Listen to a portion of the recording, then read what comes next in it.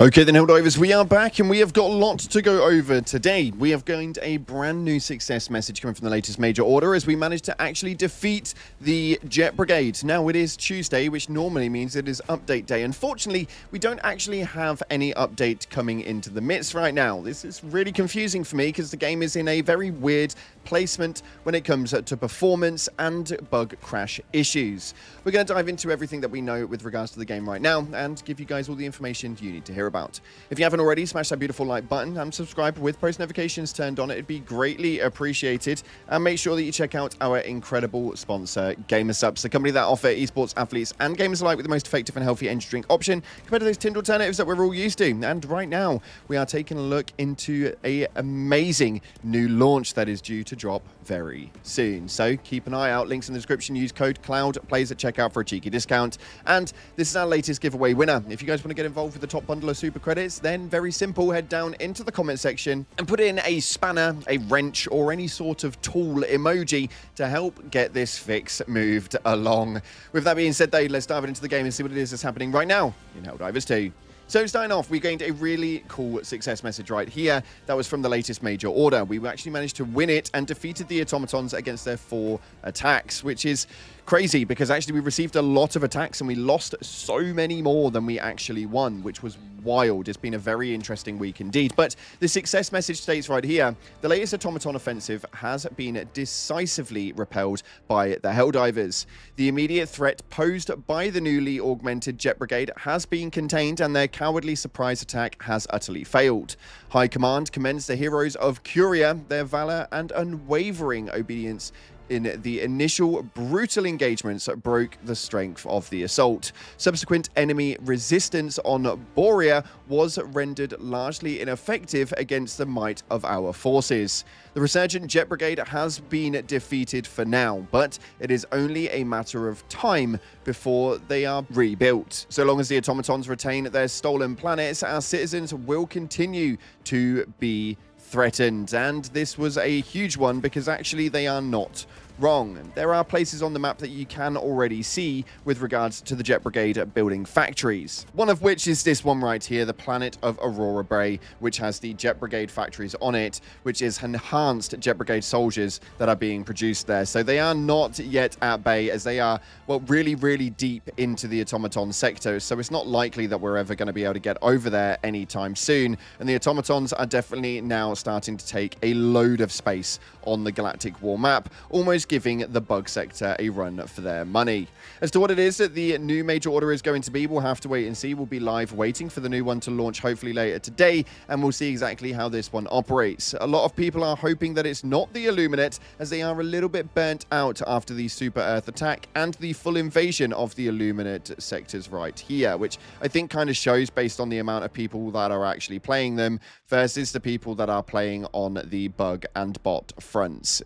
Numbers don't lie, man. Numbers do not lie. Now, in other news, there is a lot to go over. There was a lovely message that went up by the Freedom Alliance. The video is down in the description if you want to watch the full part there, but they told us exactly what it was that the money went towards, with over $120,000 and what it can actually provide, including 2,142 food parcels to families in need, clean water for 17,000 children for a full month, 3,400 children with life-saving antibiotics, 171 mobile clinics to reach isolated communities, 1,600 emergency shelter kits, 1,100 children with learning supplies, and 263 months of volunteer health support. So a massive, massive shout out to all of the Helldivers that did donate to this cause. It's absolutely incredible to know that the kids of the future are now being a little bit more looked after. So massive round of applause to you guys. But we've got to talk about the elephant in the room. It's Tuesday, update day, and we've received absolutely zero update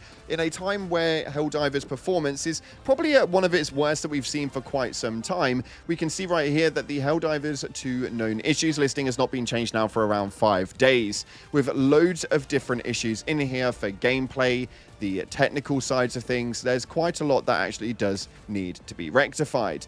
Now, a lot of people were saying in my last video that this is because Sweden in the summer holidays is generally between mid-June to mid-August, and as you can see by Google, this one is actually true. It's scheduled from June 14th to August 18th. However, the exact start dates can vary slightly by region. Now, obviously, we thought that we'd take a little bit of a dig into this, and Jojo, the QA lead, actually stated that they're not on vacation. And where is it that they're having crashes, which was a response to somebody that was having a lot of crashes inside of the game, myself included.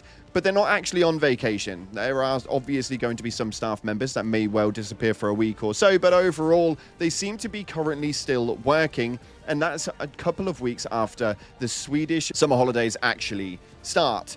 This is quite a big one for me personally, because there are seeming to be a lot of problems inside of the game, one of which was brought to the light here by a Johnny H. Diver, saying that the ergonomics are bugged to your own AMR. Other people's work fine, and the point of interest found ones work fine as well. They've already checked with Peak Physique, and it doesn't really help at all. It's essentially the ergonomics of Sway that makes this thing a little bit broken, to the point where Jojo actually responded with, "What on earth? I swear this game never stops surprising me. I'll take a look." Now, this is something that they are obviously looking into, and something that was apparently fixed just in the last couple of patch updates was the customization armoury bug crash, and this is something that I have been experiencing tenfold. It is absolutely crazy how much this happens. So much so that I cannot use my Eruptor and I cannot use my Knight, mainly because I don't want to use the stock variant, and it won't allow me to do anything with any new customization parts for it. As you can see on screen right here,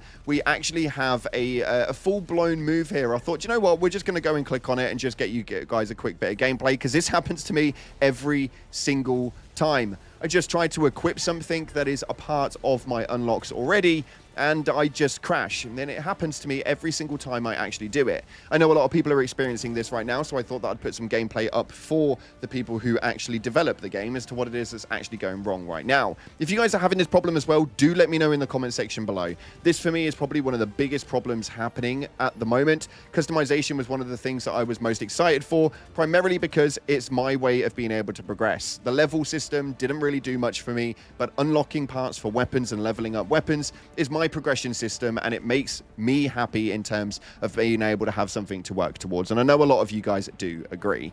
Now, while we're talking about the armory, though, there was an interesting concept that went up on Reddit that I want to bring to your attention, because I think that this could be something that actually makes sense. How many of you guys are actually using melee weapons to play seriously? Now, how many of you guys are actually utilizing any melee weapons at all on a day-to-day basis? Well, if you actually had a melee weapon slot rather than it being the secondary, you may well use it a lot more. And this concept piece right here shows the primary, secondary, grenade, and melee. And I actually think this is probably a really good quality of life change, having the melee weapons as an additional point rather than overtaking things such as the ultimatum.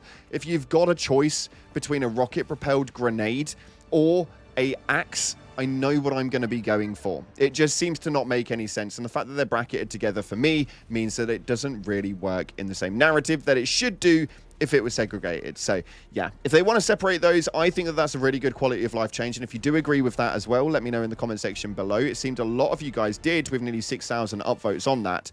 And one post that I just want to bring to your attention, because, well, I've never seen this before. This was absolutely great. Such a good piece and such a good screenshot, as it states, 1 frame before disaster. This is hilarious. This post is just absolutely incredible, and it has been taken from a screenshot in a piece of framework. That's some really, really good piece right there, and I actually want to know what happened directly after this. I think the explosion would have been absolutely beautiful. And moving into our top comments, so from the last video where we were talking about the confusion around the conversations with developers about the new next war bond that is going to be coming up, a lot of you guys had a lot to say with regards to the stuff inside of that video. It states right here, the Ministry of Truth suggests showing the Super Earth flag more often in your videos. Here, hopefully this one helps.